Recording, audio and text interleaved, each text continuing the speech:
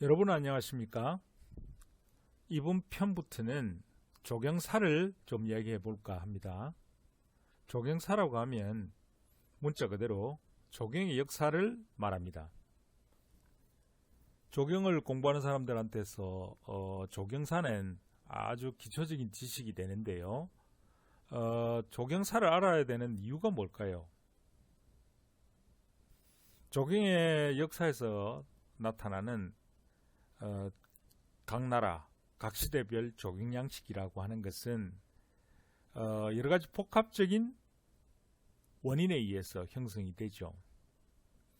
그 나라의 지형지세를 비롯해서 기후 조건이라든가 정치 체제라든가 그 나라 사람들의 민족성이라든가 종교라든가 온갖 복합적인 이유로 인해서 어떤 특징적인 조경 양식들이 형성이 되게 되는데, 그러한 조경 양식들을 살펴봄으로써 그 시대에는 왜 이런 조경 양식들이 발달을 해왔는지, 또 동시대라 하더라도 말하자면 프랑스 정원과 영국 정원과 이태리 정원은 왜 서로 다르게 발전되어 왔는지, 또 반대로 서양 사람들이 볼 때 한중일 세 나라 사람들이 얼굴도 비슷비슷하게 생겼으니 동양적원이야 다 거기서 거기 아니냐라고 이야기하겠지만, 중국 정원과 한국 정원과 일본 정원도 또한 판이하게 다릅니다.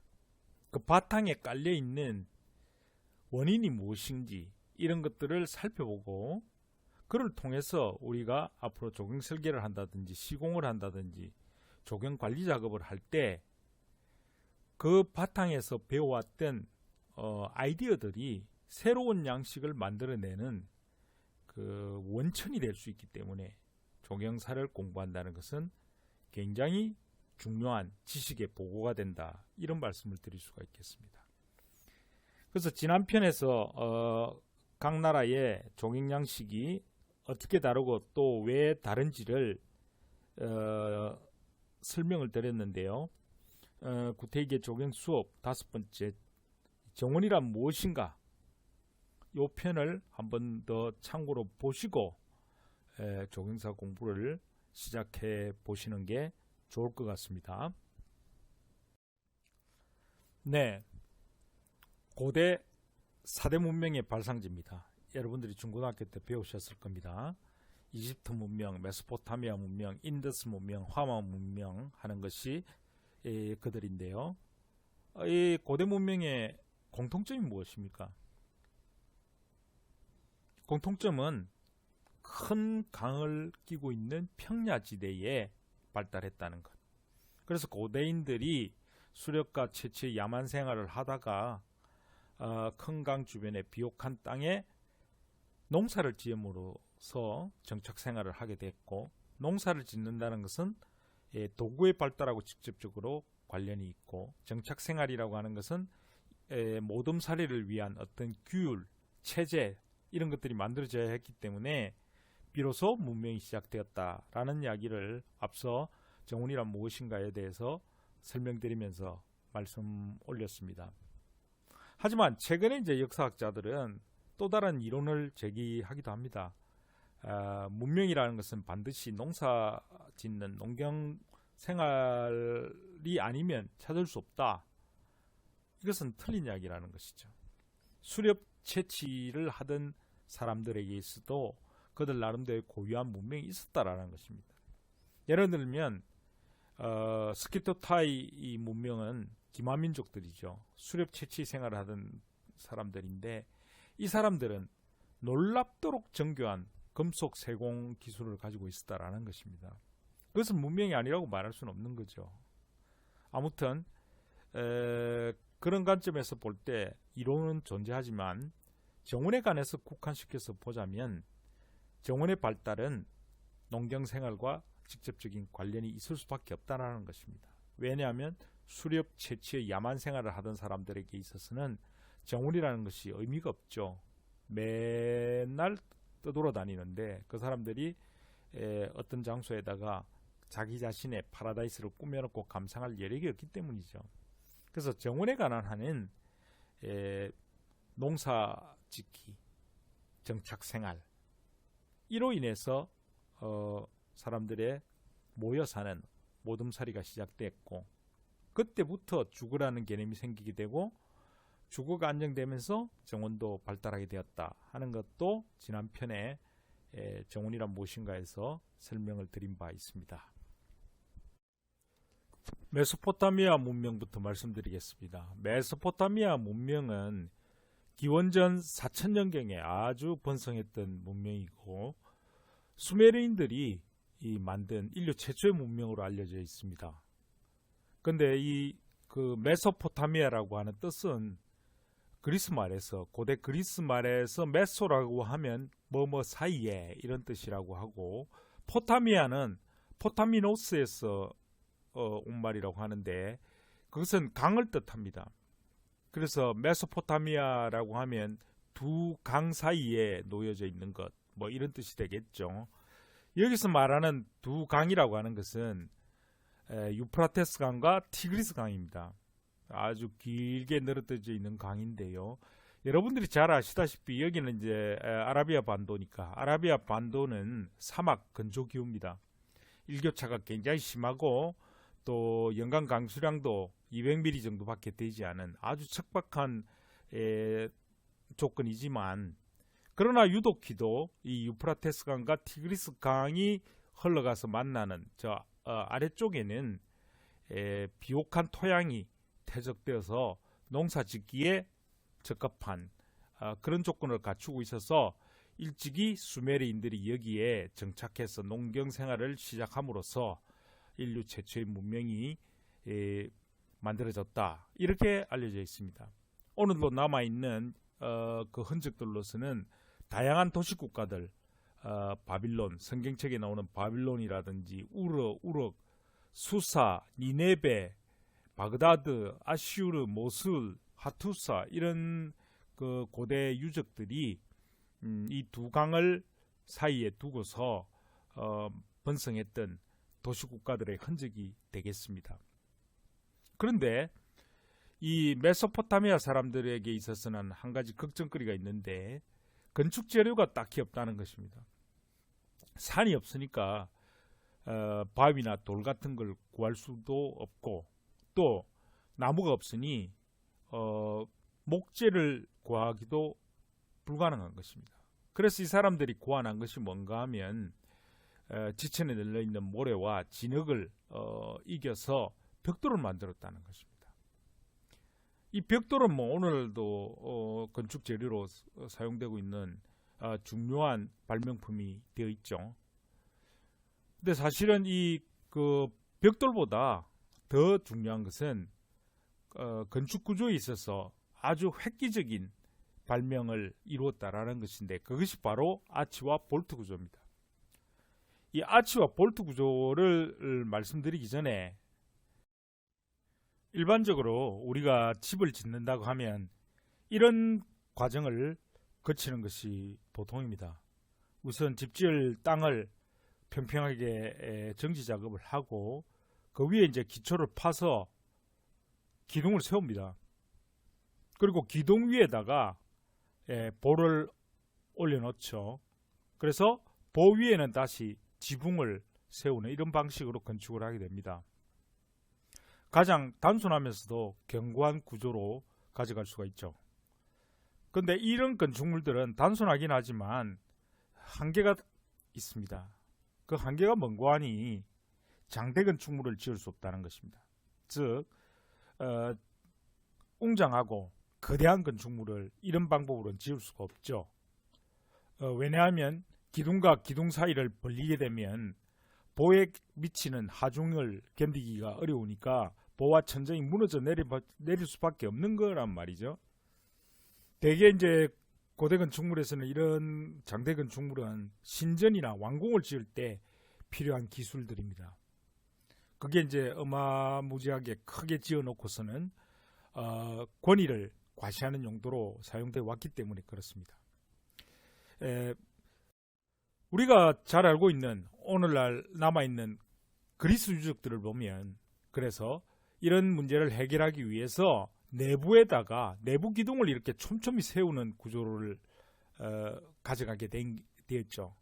파르테논 신전이 바로 그런 모습으로 돼 있는데, 이런 건축물을 짓게 되면 그런 구조적인 문제를 해결할 수 있지만 더 큰 문제가 있습니다. 뭔가 하니 기둥이 이렇게 촘촘히 세워져 있기 때문에 인간 활동에 제약을 많이 받는다는 것입니다.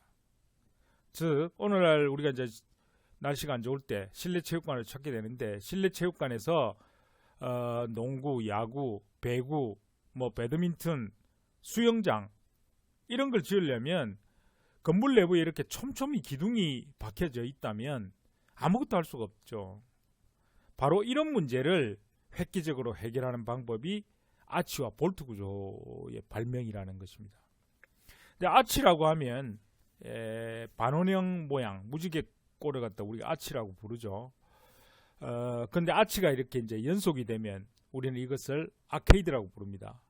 마치 우리 시골에서 흔히 볼 수 있는 비닐하우스와 같은 원통 구조 있죠. 반원형 원통 구조. 이것을 아케이드라고 부르는데, 이 아케이드는 오늘날 이제 상가라는 뜻으로도 많이 쓰이고 있습니다. 왜 그런가 하면 이 중세 때 중세 시장의 번성을 위해서 중세 때의 그 상인 조합에서 어떻게 하면 이 고객들을 유치할 수 있을까? 그 국리 끝에 건물과 건물 사이를 지붕을 덮었던 거죠. 그래서 그거를 이제 건축적으로는 아케이드라고 부르는데, 그게 이제 오늘날은 그냥 상가라는 뜻으로 쓰이기도 했습니다. 그리고 그 아치 구조를 발달시켜서 전체를 반구 공 모양으로 이렇게 덮어버리면 도움이 되고, 그리고 아치 구조를 네 기퉁이마다 이렇게 그 조립을 하게 되면 그림에서 보는 크로스 볼트 형태가 됩니다. 그러니까 아치가 발달하면 볼트가 되고, 볼트가 발달하면 도움이 되기도 하고, 그다음 아치가 길게 연속되면 아케이드 구조가 되고, 이런 식으로 이제 진화한다 이렇게 볼 수 있는데요. 이런 구조의 가장 큰 장점은 내부 기둥을 세우지 않고서도 장대 건축물을 짓는 일이 가능하게 된다라는 것입니다. 그래서 이 메소포타미아 문명이 이 인류에게 선사한 아주 놀랍도록 획기적인 기술이 바로 이런 건축 구조 문제의 해결이 아닐까, 이런 생각을 합니다. 네, 조경관련 유적으로 우선 지구라트부터 소개드리겠습니다. 이 지구라트는 메소포타미아에 건설됐던 수많은 도시국가들, 이 도시국가들에는 그 도시국가를 지켜주는 수호신이 있다고 믿었었거든요. 그 수호신을 모시기 위한 신전을 두었던 곳입니다. 당연히 여기는 물론 산이 없으니까 일일이 흑벽돌을 차곡차곡 쌓아가지고 엄청 큰 높은 웅장한 이 인공동산을 쌓았고, 인공동산의 그 꼭대기 위에 신전을 두고 그 주변에 인공적으로 숲을 만들었다라는 것입니다. 그래서 그림에서 보시다시피 가운데 중앙계단, 이 중앙계단을 중심으로 해서 사원까지가 일직선 축이고, 그 일직선 축을 중심으로 해서 정확한 좌우대칭 배치를 하고 있음을 알 수 있습니다. 근데 이 지구라트를 구약 성서에서는 바벨탑으로 묘사하고 있습니다. 그건 왜 그런가 하니 이 이스라엘 사람들이 강성했던 바빌론 시절에 바빌론에 끌려가 가지고 바빌론에서 노예 생활을 했었죠. 그거를 바빌론 유수라고 부르지 않습니까? 근데 이 유목민이었던 이 이스라엘 사람들이 이 엄청나게 앞서 있던 이 메소포타미아 문명에 엄청 충격을 받았다는 것입니다. 그래서 그들의 정체성을 지키기 위해서, 그들의 종교와 말과 글을 지키기 위해서 바빌론에 끌려간 채 거기서 그들의 생활하는 모습들을 일일이 기록에 담았던 것이 구약 성서가 됐다고 하는데, 그러니까 당연히 이 사람들은 그들의 관점에서 기술을 했겠죠. 그러니까 이 바벨탑 이야기가 바로 그거지 않습니까? 인간이 교만해져서 하나님께 대들기 위해서 높은 탑을 쌓았는데, 이를 보고 하나님이 진노하셔가지고 바벨탑을 무너뜨려 버리고 다시는 이런 짓을 하지 못하도록 서로 말이 통하지 않도록 만들어 버렸다. 이렇게 묘사를 한 것이 아닐까 이렇게 여기고 있는 것입니다. 아래쪽 사진은 지금도 있는지 모르겠습니다만은 사담 후세인 시절에 찬란했던 그 바빌론 시대 때 영화를 재현하기 위해서 지구라트를 복원했던 그 당시의 모습이 되겠습니다. 그래서 추정한 상상도를 보시면 바빌론 강가에 높은 성벽을 쌓고 도시국가가 건설되어 있는 모습을 볼 수 있고, 그 도시국가의 그 중심에는 아마 왕궁이 되겠죠. 왕궁으로 지어진 벽돌 건물들이 있고, 그 중심에 지구라트가 놓여 있는 이런 모습들을 추정하고 있습니다. 네, 세계 7대 불가사의라고 불리는 미스트리, 공중정원입니다. 이 세계 7대 불가사의는 고대 그리스의 역사학자였던 헤로도투스가 지중해 연안에 어마무지한 건축물들을 둘러보고서 기록을 남긴 것이죠. 그래서 오늘날 이제 사람들이 보기에도 수천 년 전에 어떻게 이렇게 엄청나게 큰 구조물을 지을 수가 있었을까 도저히 이해가 안 된다 해서 모두 7개를 손꼽은 것이죠. 고대 이집트의 피라미드를 비롯해서 파로스의 등대 등등 뭐 여러 가지가 있는데, 그 중에 행인 가든이라고 불리는 이 공중정원이 여기에 들어갑니다. 역사의 아버지라고 부르는 이 헤로도투스는 분명히 가서 보고 자기가 본 것을 기록을 했었기 때문에 이것은 틀림없이 실존했었다라고 믿어 의심치 않는 것이죠. 그래서 여러 학자들이 연구를 해본 결과 아마도 추장 알리 언덕이라고 부르는 텔 암란 이븐 알리 근처에 조성되지 않았을까 이렇게 추정하고 있습니다.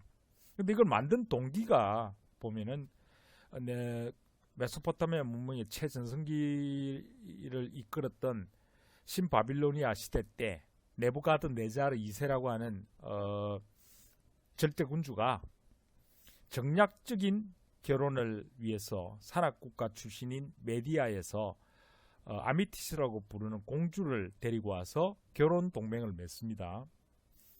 그런데 이 아미티스가 산악국가에서 자라다가 결혼을 해서 이 허허벌판인 사막에 생활을 하다 보니 우울증에 빠지게 됩니다.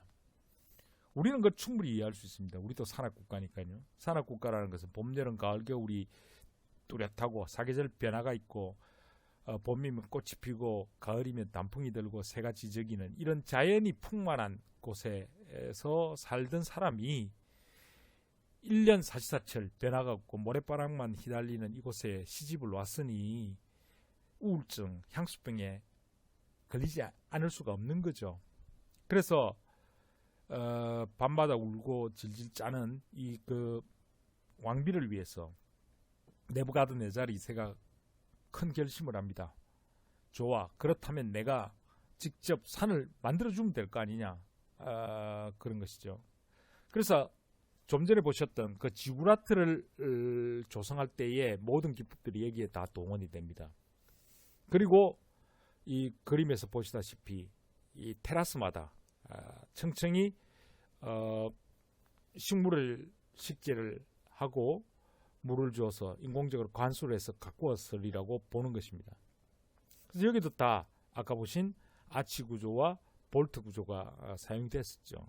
그래서 헤로도투스는 분명히 BC 432년에 여기 와서 이것을 목격했습니다. 그리고 기술을 했죠. 자기가 본 것을. 그리고는 마치 저거는 공중에 매달려 있는 것 같다 이렇게 표현을 했기 때문에 공중에 대롱대롱 매단다는 뜻에서 행인 가든이라고 부릅니다. 한자로 하면 공중에 걸쳐져 있다, 가공원이라고 부르기도 하고요. 근데 이제 추정도의 그림을 보면 바로 이제 이런 모습들로 복원해서 그리게 되는데, 여기에 보면 이제 엄청난 식물들이 심겨져 있는데, 오늘날 같은 스프링클러가 발달해도 이걸 가꾸기 힘들 텐데, 옛날에는 그 수천 년 전에 이걸 도대체 식물을 어떻게 갖고 왔을까? 많은 연구자들이 연구를 한 결과 행인가든의 모습이고요. 아마도 이렇게 했을 것이라고 보는 거죠. 이렇게 해서 그 수차를 이 나사 형태로 만들어 가지고 이 손잡이 있는 데를 노예를 시켜서 뺑뺑 돌리는 거죠. 그러면 아래쪽이 이 바빌론 강가고 거기서 이제 물을 퍼올려 가지고 일일이 그러니까 이제 그 양동이에다 물을 길어서 계단으로 옮긴 게 아니라 이렇게 수차를 돌려서 바빌론 강물을 갖다가 1단으로 올리고 다시 1단에서 2단으로 올리고 2단에서 3단으로 올리고 이렇게 해서 꼭대기까지 물을 운반했을 거리라고 추정하고 있고, 무엇보다 문제는 방수 문제입니다. 이 방수 문제를 어떻게 해결했냐면 여기가 다 유전지대잖아요. 그래서 원시적인 형태인 석유에서 나온 역청을 가지고 방수를 했을 것이다. 이렇게 추정하고 있는 것입니다. 바빌론 강가에서 배를 띄우고 배 위에서 바라보면 아마도 이런 모습이지 않을까 상상해서 그린 그림이 되겠습니다. 근데 저는 바로 이런 그 행인 가든의 모습을 이웃나라 일본에 가서 봤습니다. 일본의 그 후쿠오카에 가시면 아크로스 후쿠오카라고 불리는 테라스 건물이 있습니다. 사진에 보시는 것처럼 이 건물이 이제 13층으로 지어졌는데 건물의 한쪽 면을 남쪽이죠. 남향 쪽을 계단식으로 이렇게 조성을 했습니다. 이 건물이 지어진 게 1995년이니까 거의 한 30년 됐죠. 그 30년 전에 한쪽 벽면을 계단식으로 만들고 무려 3만 5천 그루가 넘는 나무를 심어가지고 가꾼 겁니다. 이 건물이 이제 오피스 빌딩이니까 점심시간에 가면 이 건물에서 일하는 그 사람들이, 회사원들이 점심 먹고 난 뒤에 이 빌딩 사이에 산책로를 따라서 이 숲속을 거니는 그런 모습들이 아주 인상적이었습니다. 아마 우리가 앞에 보신 바로 이 행인 가든의 모습이 이런 모습이지 않았을까 생각을 해볼 수 있는 그런 기회가 되니까 여러분들이 후쿠오카에 가실 일이 있으면 일부러라도 이 건물 한번 둘러보시기를 적극 권장합니다. 메소포타미아 문명에서 조경 관련 유적을 두 가지 더 설명을 드리도록 하겠습니다. 첫째는 이제 수렵원에 관한 기록이 있습니다. 이 수렵원이라고 하는 것은 이제 왕실 사냥터를 이야기하는 것이겠죠. 이게 나중에 이제 영어로 이야기하면 파크가 됩니다. 우리가 이제 알고 있는 공원이 파크인데 원래는 파크라고 하는 뜻이 대규모 수렵원, 사냥터를 뜻하는 용어였었는데 이것이 나중에 그 정도 규모를 가질 수 있는 사람이면 왕족이나 귀족이나 돈 많은 사람들이니까 그들이 가진 사냥터가 자연스럽게 대규모 정원이라는 뜻으로 사용되었고, 그것이 다음에 말씀드리겠습니다만 산업혁명 이후에 일반 대중들에게 공개가 되면서 앞에 퍼블릭이란 말이 붙죠. 퍼블릭 파크이 되면서 퍼블릭 파크이 공공의 정원, 공원이라는 뜻으로 쓰이게 됐던 것입니다. 아무튼 메소포타미아 시대 때는 사람이 손질을 가하지 않는 원시 그대로의 천연의 숲을 키추라고 불렀고, 여기에다가 일부 사람들이 인공적인 손길을 가해서 그늘을 만들기 위해서 정자를 두거나 아니면 시원한 물을 얻기 위해서 연못을 두거나 이런 식의 다소간의 인공적 손질을 가한 흔적이 있는 경우를 키루다 불렀다 하는 거 하나 또 참고로 알아두셨으면 좋겠고요. 그 다음에 이제 길가메시 스사시라고 하는 인류 최초의 문학 작품이 있습니다. 이 오른쪽 사진은 루브르 박물관에 소장되어 있는 길가메시 부조상입니다. 애기처럼, 사자를 애기처럼 한 손에 안고 있고 오른손에는 채찍을 든 그런 모습인데요. 이 길가메시는 몸뚱이의 3분의 2가 신이고 몸뚱이의 3분의 1은 인간인 전설적인 영웅, 오늘날로 말하자면 어벤져스라고 할까요? 이런 그 영웅의 활약상이 담긴 내용이 길가메시 스사시인데, 그 중에서 이 길가메시는 삼나무 숲을 지배하고 있던 괴물인 훔바바를 퇴치했다는 기록도 여기에 담겨 있고, 그 다음에 여러 천신만고 끝에 우여곡절 끝에 아주 탐스러운 과일이 주릉주릉 달려있는, 그리고 땅은 보석으로 깔려있는 파라다이스인 정원을 나중에 당도하게 된다, 이런 기록이 있다고 하는데요. 여기서 보면 아마 원시숲 그 자체는 인간에게 공포의 대상으로 남겨져 있기 때문에 그러한 묘사를 하지 않았을까 싶고, 이것을 순치시켜 자기 자신의 파라다이스를 만든 그런 경우를 정원이라 불렀다는 거, 이런 내용들이 그 수천 년 전의 기록에 남겨져 있다는 것도 막 흥미롭지 않을까 해서 소개해 드리는 것입니다.